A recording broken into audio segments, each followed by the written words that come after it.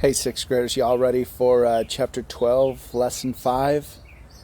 I'm noticing a lot of animal noises in the background here. The birds are having a good time, and somebody's dog in the background is barking up a storm here a little bit.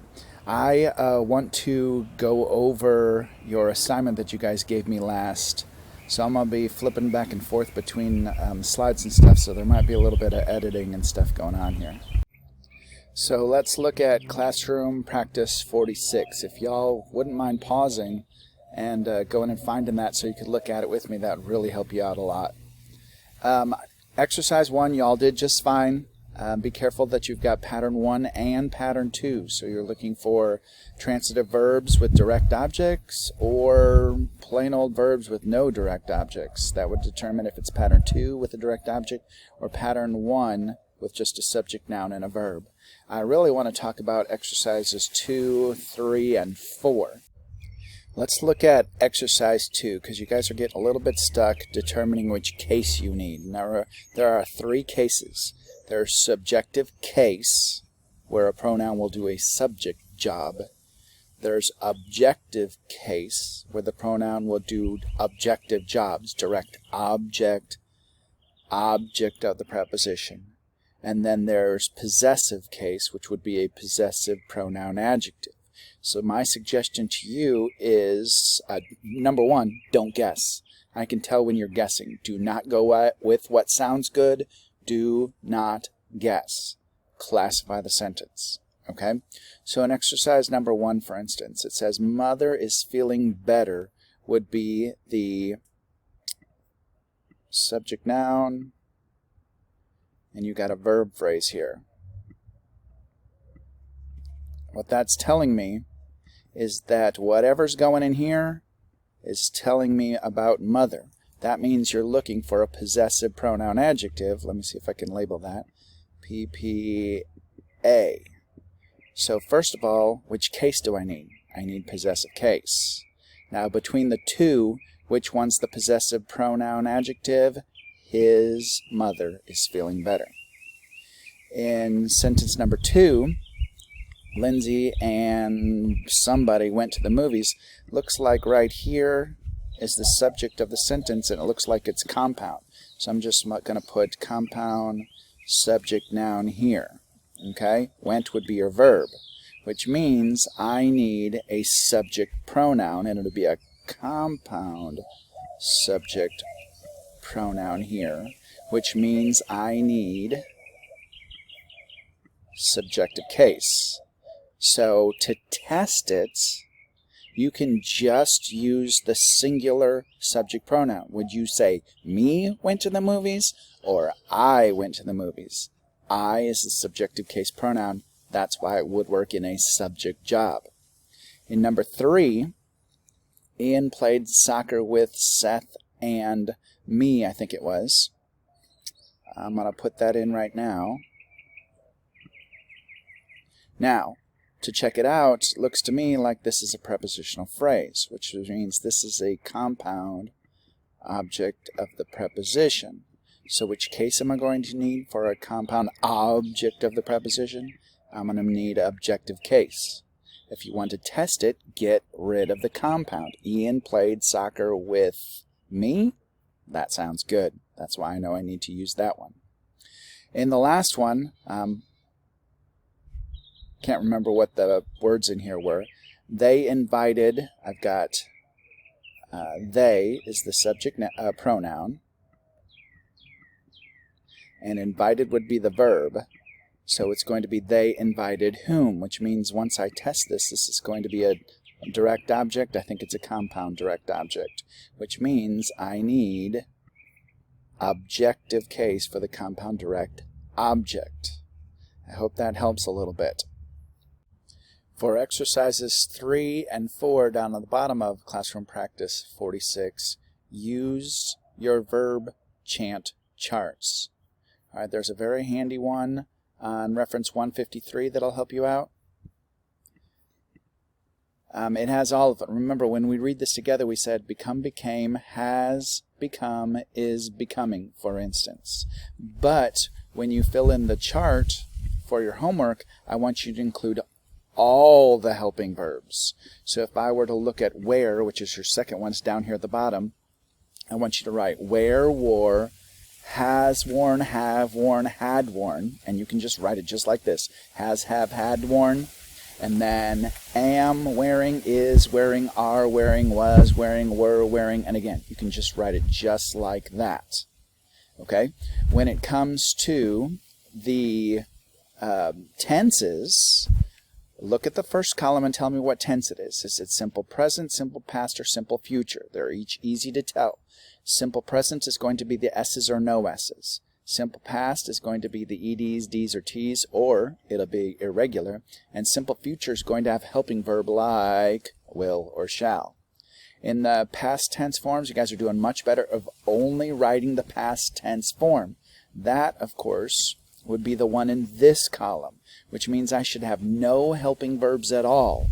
No helping verbs, no INGs, none of that belongs in that column. I want the simple past tense form, and that's how I determine if it's regular or irregular. And I hope that helps on your next homework. We're going to get going on the lesson in just a second. Let's get started on lesson 5. I took up a bunch of your time already, so let me see if I can skim through a little bit here. Do the jingles. You can find the jingles down here on the big blue eye. It looks like you've got the object pronoun jingle and the direct object jingle. It's pretty important that you guys memorize especially those pronoun jingles, so that'll help you figure out which case you're supposed to use. As far as classifying the sentences goes, you guys can go ahead and just classify right here out loud by yourself. You can go and do the practice sentences on this button, and it'll look just like we do in class. Either one of those, or you can actually listen to the narrator do it for you. Okay? Be careful again. You have patterns 1 and 2. Pattern 1 is just a subject, noun, verb. Everything else is just fluff and stuff. It's not core. Pattern 2 is subject, noun, verb, direct object. Of course, it's got a verb transitive, which you'll check later. But again, all the rest of the stuff, the adjectives, the adverbs, the prepositional phrases and stuff, that's all just fluff and stuff. Reference 154 is a little bit new. It's talking about transitive or intransitive verbs. This is a very simple concept. Again, if your verb is transitive, you have to have a direct object. If you have a direct object, you have to have a verb transitive. So when we're deciding if it's transitive or intransitive, it's just a matter of figuring out if it's pattern 1 or pattern 2. Pattern 2 will have a direct object, so the verb is transitive. So in this example, the pilot flew a plane. Flew what? Plane. Direct object, flew is going to be a transitive verb, as opposed to the pilot flew around the world. Now, around the world is a prepositional phrase, which means I do not have a direct object, which means that this one's intransitive. When you identify only if it's pattern 1 and pattern 2, you're doing the exact same idea. Quickly classify in your head and see if you have a direct object or not. Paul likes pie, direct object, pattern 2. I may go, pattern 1. Horses raced, pattern 1. You have cleaned room, pattern 2. So why don't we do the guided practice together on exercise 1? All they're asking for is, again, pattern 1 or pattern 2. So read number 1 to yourself. Okay. I left backpack, direct object, pattern 2. You will put book, direct object, pattern 2. You are going, that looks like a prepositional phrase to me. So no direct object, this is pattern 1. Children played, another prepositional phrase, no direct object, pattern 1. Squirrels stored what? Nuts, direct object, pattern 2. Let's see, George wrote stories, direct object, pattern 2. It's that easy. Now down in exercise 2, they're going to ask you to go back up and look at the verbs and decide if it's transitive or intransitive. And you've already determined if it's pattern 1, intransitive, because there's no direct object, or pattern 2, transitive, because there is a direct object. So left, backpack, transitive. Put, book, transitive. Going, intransitive. Played, intransitive. Stored nuts, transitive. Wrote stories, transitive. So you'll have a section of your homework that will look an awful lot like that. The principal parts, again, I can't stress enough that I need you guys to go over those verb chant charts and stuff like that, okay? The present principal part, your book label's in red, it's going to be the S or no S. The past principal part is the one that your book puts in purple. It's going to have EDs, Ds, or Ts, or it's going to be irregular. The past participle principal part is going to use the helping verbs has, have, or had, and then an ED ending. The present participle principal part is in green. It's got 5 helping verbs. Am, is, are, was, were, and then an ing ending. In reference 156, they're going to ask you to review the helping verbs. I've got 7 present tense helping verbs, and I've got 5 past tense helping verbs, and you should be very familiar with the 2 future tense helping verbs. So on the guided practice in class, I'd ask you to list all those for me. Okay. The guided practice on exercise 2, take a look at each of these. It's the same as we've been doing before. So sat, sit, sat, yeah. Okay, so that's going to be the simple past. Simple past form of sit is sat, and that looks irregular to me because it went from sit to sat, which is a spelling change. Sink, sank. Oh, that sounds like present tense to me. So the past tense form of sink is sank. Again, that's a spelling change, so it's irregular. Will follow, it's got a helping verb. It's the only one that has a helping verb is future tense. If I want to find the past tense form of follow, that sounds like followed. That's regular. Go, wouldn't be go, went. Okay, so go is going to be the present tense, went is going to be the past tense form, and go to went is irregular. Okay, your homework's going to look exactly like that again. Okay, classify some sentences. Very quickly in exercise 2, just determine if it's pattern 1 or pattern 2. Quickly in your head, classify and figure out if you have a subject noun, pattern 1, or subject noun verb transitive direct object, pattern 2.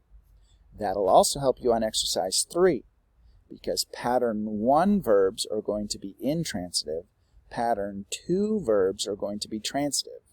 Exercise 4, they're going to ask you to categorize these helping verbs. Here's your big fat list of helping verbs. Put them in the correct boxes. There are 7 present tense helping verbs, 5 past tense helping verbs, and 2 future tense helping verbs. And then in exercise 5, identify the tense, the simple tense of each of these verbs. Tell me only the simple past tense form, and then if it's regular or irregular. I hope that all helps. If you guys have questions, email them to me, and I will collect this when you guys are done with it. Send an email it to me. I hope you're having a good day. Hope you're not too terribly bored. Find something to do that's fun. Stay safe. Talk to y'all later.